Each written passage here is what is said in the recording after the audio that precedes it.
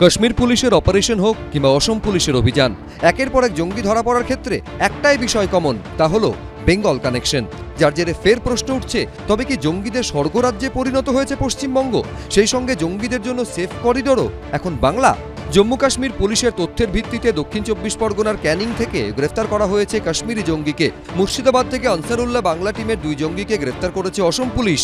অনেকেই প্রশ্ন তুলছেন, তাহলে বাংলায় ঘাঁটি গেড়ে থাকা জঙ্গিদের খুঁজে বের করতে রাজ্য পুলিশের নেটওয়ার্ক কি করছে? এটা ওদের নিরাপদ স্থল, কট্টরপন্থীদের যে তৎপরতার ব্যাপারে।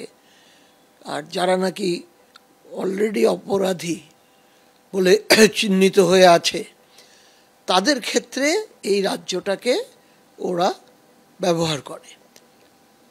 কেন, রাজ্য সরকারের তরফ থেকে সেরকম কোনো চাপ না আসলে রিয়্যাক্ট করে না। জলপথটা তো অনেক সহজ পথ। আমাদের ওখানে কোস্টাল পুলিশ স্টেশন আছে হয়তো, কিন্তু তারা কতটা তৎপর আমার জানা নেই। ক্যানিং থেকে ধরা পড়া সন্দেহভাজন কাশ্মীরি জঙ্গির উদ্দেশ্য ছিল বাংলার মাটিকে ব্যবহার করে বাংলাদেশে ঢুকে সেখান থেকে পাকিস্তানে যাওয়া। আবার বাংলাদেশের নাগরিক সাদ রাডি ভারতে ঢুকে পশ্চিমবঙ্গে ঘাঁটি গেড়ে পাসপোর্টও বানিয়ে ফেলেছিল। অর্থাৎ আসা যাওয়ার ক্ষেত্রে ট্রানজিট রুট সেই পশ্চিমবঙ্গ।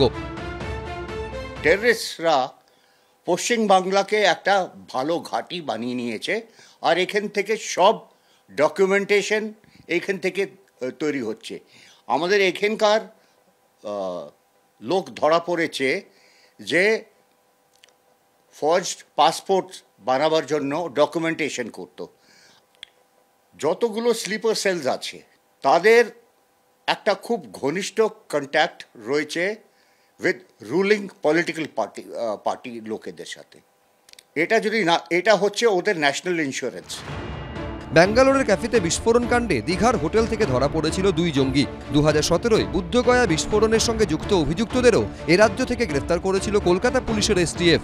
আনসারুল্লাহ বাংলা টিমের মতো বাংলাদেশি জঙ্গি সংগঠনের সঙ্গে এখন সন্ত্রাসবাদী সংগঠন আল কায়দা ইন্ডিয়ান সাবকন্টিনেন্টের সম্পর্ক অত্যন্ত সুদৃঢ়। অন্যদিকে তেহরিক উল মুজাহিদিনের সঙ্গে লস্কর-ই তৈবার মতো পাকিস্তানি জঙ্গি সংগঠনও কি মিলিতভাবে বাংলাদেশের উত্তাল পরিস্থিতির সুযোগ নিয়ে ভারতকে ক্ষতবিক্ষত করার নীল নকশা তৈরি করে ফেলেছে? আর এদের মাথায় রয়েছে পাকিস্তানের মদত। আল কায়দা ইন ইন্ডিয়ান সাবকন্টিনেন্ট, এদের টার্গেট এরিয়া হচ্ছে ওয়েস্ট বেঙ্গল প্লাস ত্রিপুরা, মেঘালয় এবং মায়ানমার।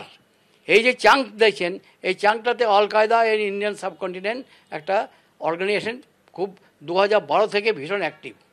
পাকিস্তানের হাতে তো চলে গেছে বাংলাদেশ, এবং পিছন থেকে কাজ করছে ISI, ইন্টার সার্ভিসেস ইন্টেলিজেন্স।